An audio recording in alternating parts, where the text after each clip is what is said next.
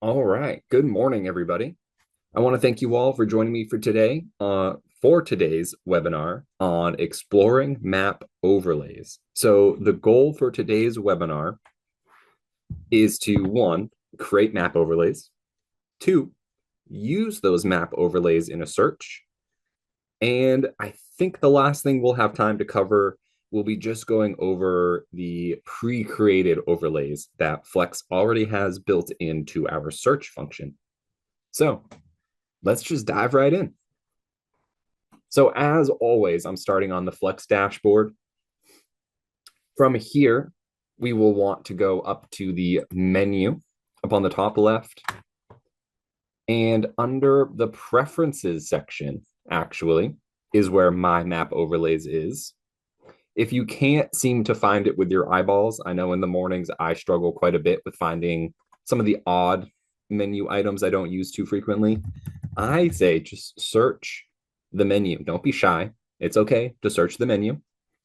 And I can search for the word overlay, and boom, just like that, it actually just limits me to that one option. Impossible to miss it. I'm going to click there. So we already have some overlays created. You can see we have a Dutch Elm golf course, wherever that might live. If you don't have any overlays yet created, I do believe Flex gives you a pop-up and that kind of explains what an overlay is. You can click Let's Get Started, and there's a little bit of a guided tour, which to them just means they give you kind of like a little speech bubble in all the important spots that you can just read about what the purpose of that area is and what to accomplish there. I don't think it's anything too intensive. Definitely not as good as what I'm about to do. Of course, I am the master at teaching these things. So I am first going to say I want to create a new set of overlays. So surprise, surprise, I'm going to click the new blue button here. I'm going to let that load for a moment. You can see it already kind of gives me this little speech bubble, disable inline help. I'm going to click just so it doesn't mess me up much. So we're at just a blank page, essentially. And you can see that this looks familiar to our quick search. It's the same map. And the toolbar, though not exactly the same, is in the same location as it is for our quick searches. So I always use the Great Diamond Island. Let me actually zoom in because I need to remember the word. Peaks Island, yeah, Great Diamond, and Little Diamond. So these, even Long Island, I think technically. So interestingly enough, these islands that I always like to use for examples, these are part of a Portland search. So if you throw in to your quick search criteria, town of Portland, listings out on these islands are going to be found in that, which of course could be what you want. You just want to have as many options in that area as possible. But I know a lot of people, especially when it comes to like building out statistics and finding comparables, they treat the islands as, well, I guess islands, and that they are totally unique to what the mainland Portland uh, real estate really is going on. Hopefully that made some sense. So if you're somebody who does a lot of Portland searching and is always annoyed that there's Peaks Island, Great Diamond Island listings throwing off your stats, throwing off your results, this is going to be a great tool for you as well. All right, enough jibber jabber. I'm zoomed in to these little islands off of the Portland coast, and I want to start drawing my shapes around them. So the shapes I'm going to draw, these polygons, those are what the overlays are. And then when we apply that to a search, we're able to use those as part of our criteria. So I'm going to go to the toolbar, and the blue square that looks like it had a ninja slice through it, that's the polygon tool. And what that does, and you can hopefully see that I actually have a dot kind of following my cursor around now. And what that's going to do is allow me to create a custom shape around really anywhere. But for me, it's going to allow me to create a custom shape around Peaks Island to start. So I'm going to zoom in just a little bit more. And luckily, I'm not too worried about cutting anything off by accident because what's around it is water. So this is pretty easy in that sense. But if you are trying to trace out like a specific neighborhood or set of streets, it might be good to zoom in as much as you can while still seeing the area. That way you can be more accurate with the lines that you're tracing out. All right.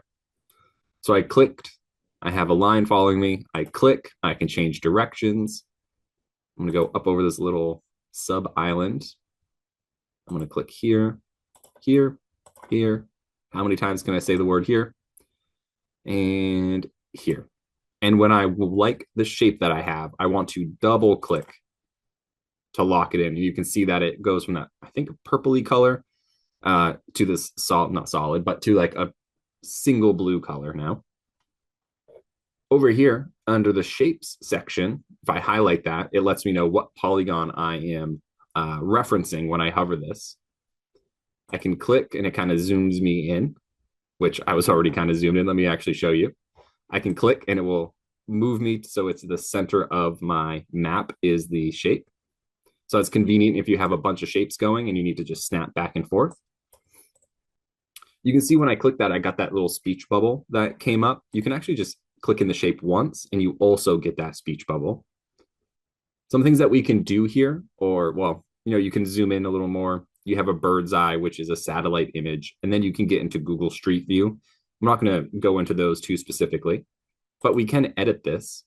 And the primary thing I want to edit is actually the name, right? Because calling it just polygon, I'm never going to know what that means when I'm trying to utilize it in the future, right? What does polygon mean? So for me, I'm going to make sure that this is called Peaks Island. Again, that way when I'm applying it to my search, I can quickly find which shape is covering Peaks Island. I can even make it a different color. I don't know what color really represents Peaks Island, but let's just do green. I imagine it's green. The other thing that you could do here, one, of course, you can remove, you see, but you could also edit the shape, right? And this gives you all of these kind of like anchor points, and then you can make finer adjustments to it. And just in case you made a mistake, no need to completely restart. You can simply come and edit these different anchor points. Just like that. Cool. Thing about this, it does get a little confusing how to exit this edit section. So it's actually here at the very bottom right, leave edit shape mode. See, now we're back to normal, no anchor points. Cool. And let's just continue that. I think doing this more than once is always good practice. So I'm going to click on my polygon tool again in the toolbar, bottom right. I'm going to trace out Great Diamond this time. So watch me go. I'm going to be a little quicker about it. Boom, boom, boom, boom. Double click. I'll click on the name. I get the speech box bubble. I'm just going to shorten this to G. Okay. Well, I wanted to shorten that to GDI. I'm going to shorten this. So I guess somehow I'm clicking out. Okay. I'm going to very gently call this GDI. I'm going to keep it blue. I don't mind that. I'll close that. Now we have it over here, right? Peaks GDI for Great Diamond Island. Let's trace out Little Diamond Island right here, and then that will be it for my tracing. So boom, boom. Why not do something 3 times? Really lock it in. All right. So there's the polygon. I'll click. I'm going to click edit, and very gently, I'll call it LDI for Little Diamond. I will change the color of this one to yellow, just so it stands out. Cool. So now we have these collections of shapes, right? And there's probably more, right? Does this island have things? I think Long Island counts. I'm not sure. So you might need to do a Portland search, see what islands find results, and then come and do your trace outs of those islands so you can try to limit yourself. All right, but I'm happy with this for the example. I'm going to come up and actually click save now towards the top right. Now it's asking me to give it a name of the overlay. So it's a little bit confusing because yes, I have 3 shapes and I'm saving it as one overlay, but you can use the shapes within the overlays individually. And you'll see what I mean when we actually start applying these. So I'll call these the Portland Islands. We can always come back and add the other ones that I missed. So great. We have the save complete. We all recognize that as a good sign. Here on the top left, right, here's the name that I just gave it. if we go back to the menu, so I'm done here. Let me just say that. I'm going to go back and show you what that page looks like now that you have your own set of overlays. Right, so let's go back to my map overlays. We saw that we had the Dutch Elm golf course. Now we have those Portland Islands. So I can rename, I can remove, I can edit. If we need to add more, take some away.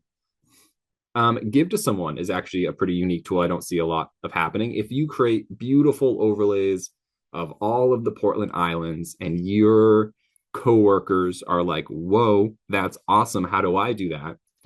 Instead of, well, I mean, it's always good to teach a man how to fish, but you could also just click give to someone and it should let you type in a member and it will send them a copy of this map overlays. So that way, maybe an admin out there could do this if their office might seem to benefit from this. An admin can just do it once and then send a copy to all their agents.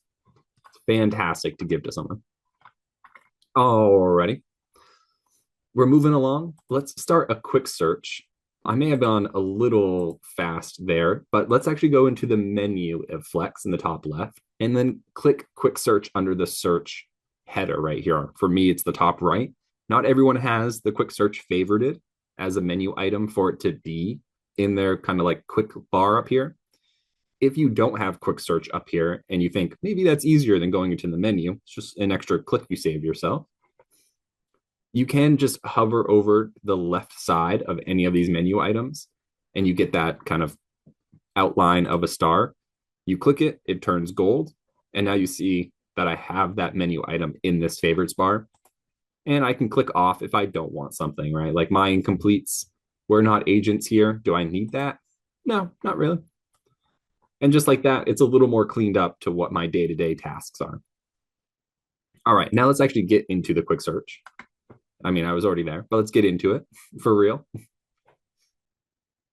All right, we can close this. So many listings. Good job, guys. Almost 5,500. We're climbing. All right. So first, I want to do just essentially a search of just Portland, right? Because I want to see if there are any results on those Peaks Island, Great Diamond, or Little Diamond Island. Let's do Portland. No offense to New Portland, but it always throws me off. Never been there. All right, perfect. Look at that. So Little Diamond doesn't necessarily have anything, but Great Diamond Island and Peaks both do.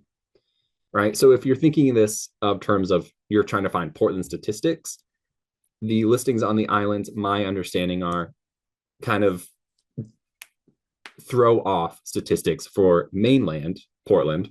And then vice versa, if you're trying to find comps or CMA for Peaks Island, and you just want to do a set of quick stats, right? Having listings on mainland Portland are throwing off your island stats. So it's good to try to keep these separated with the map overlay. Now let's actually apply a map overlay because this is something else that not a lot of people utilize this part of the quick search. So it's actually here in the data entry fields, or the criteria fields, maybe is a better way to say it, is this box here that says MLS number, address, or map overlay. What I really use this for is if somebody calls us or sends us an email and says, hey, I just got contacted by someone trying to sell some vacant land. I think it's a scam. One, thank you for letting us know. What I do with that information, just in case it's something that happens to you and you're not sure the benefit of letting us know, I end up typing in just the straight up address here. And then my search is only looking for that one address. And then I set myself up on a subscription. And then Flex would send me an email saying potential fraud, because that's the name of the search, of 1 Main Street. And I would know that a listing agent might have accidentally listed a property without proper authorization. A little out of the way, because when I click on this, we have this kind of like pop-up happening here on the right. And we can see that we have the My Map overlay. So we have that Dutch Elm golf course that has one shape. We did not give that one a name. Shame. And then we have the Portland Islands that we just created, right? GDI, LDI, and Peaks. So I just want to add Peaks and the Great Diamond Island. Little Diamond Island doesn't matter for me. There's no listings I'm trying to hide or see. So let's double click GDI. right? It's going to zoom us in and it's going to change our results to 3 because there's only 3 results on GDI. So by default, when you're throwing on a overlay like this, it's choosing to search for listings within that shape. If you don't want to be searching within, maybe you're looking for mainland properties, right? You can click on that. It goes to intersection, pretty niche. I've never used that now, but the second click says not within. So now we have our Portland mainland listings, and it's actually hiding the listings on Great Diamond Island. Let's do the same thing for peaks. So once again, clicking on this first top criteria box. In the dropdown, it's giving me the list of my overlays. I'm going to double click peaks. I missed it the first time. I'm going to double click peaks. It sticks to my not within selection that I made, right? And now it has completely eliminated the listings on those 2 islands. And again, if I want to find just those 2 islands, I can switch that to within. And now it's only going to show me the 10 listings on the islands themselves. Super useful. I hope you guys get to utilize that. That was just a quick overview of the overlays. There's a couple more things you can do that I typically don't have time to show you, unfortunately. But even on your like statistical gadgets, if you utilize those like months of inventory or that's the one I can think of right now. But if you utilize any of the gadgets on your dashboard, you can also plug in these map overlays there. That way, the gadget of statistics you're looking at only applies to or within the shape that you have drawn for the overlay, which can be really helpful for finding quick overview stats of these kind of offshoot islands that don't have their own search, right? Hopefully that makes sense. I'm not sure if I'll have time, but I did want to just spiel it out just in case. Alrighty, I'm going to actually now get rid of these overlays because I actually want to show you guys the built-in overlays that Flex provides for us. All right, I'm just going to click the little X's here over on the left to get rid of those islands. I'm going to uncheck my Portland, so that way I just get everything on the map. Granted, there's too many, so it doesn't dot them for me. And then, maybe not so much of a surprise, but on the top right, there's an overlays drop-down. I can click on that, right? And we have these MLS ones. Hey, look, there are custom overlays are in this drop-down as well. I believe this one, if you click on it, applies all your shapes at once, as opposed to being able to do one at a time. So just a heads up.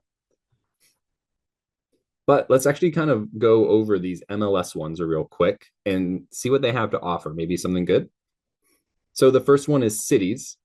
I think that makes sense, right? It's giving us a rough outline of the city lines. Can be helpful if you're doing a search. I mean, I would imagine the listing has the town name, but if you want to see kind of basically how close it is to a city line, it might be beneficial just to take a peek at this. It gives us the name, right, of all the different cities. Kind of nice, kind of nice. All right, we can do the same thing for counties, right? So now it's going to give us all of the county lines. It even does it over here too for like all of the states. Granted, maybe you're just wanting to learn, but for Maine anyway, here are the county outlines. I think the two, and I'm going to skip imagery parcels for this one, so don't mind me doing a little leap here. But we have 2 sets of flood zones. So we have the FEMA flood zones, which my understanding is like a national level-esque thing. And then we have the Maine flood zones, which my understanding is provided by the state of Maine directly. So we can have 2, and you can see when I have both of them, there are some like really dark spots. But then there are some lighter gray spots like up in this way. So you can kind of see that they are somewhat different. You can see there's a lot of overlap by the color change, but they are different. And I know flood zones is something that you guys have to be more aware about now. I think that's been a thing for almost a year, actually, which is kind of crazy. But I know you guys need to care about flood zones more than you used to. And so getting just a quick look to see if the property is pinned near or in a flood zone could be very helpful. So don't forget to turn these on for just a quick look at that. I wouldn't say, base all of your paperwork on it, Um, but I think it's good for just a quick overview. All right, we can talk about imagery parcels. I think a lot of people use, and excuse me quickly zooming in, I apologize about that, but I am going to zoom in a little bit. Maybe I should have stuck to Portland. As I look for a good spot to do this, oh, Camden will do it.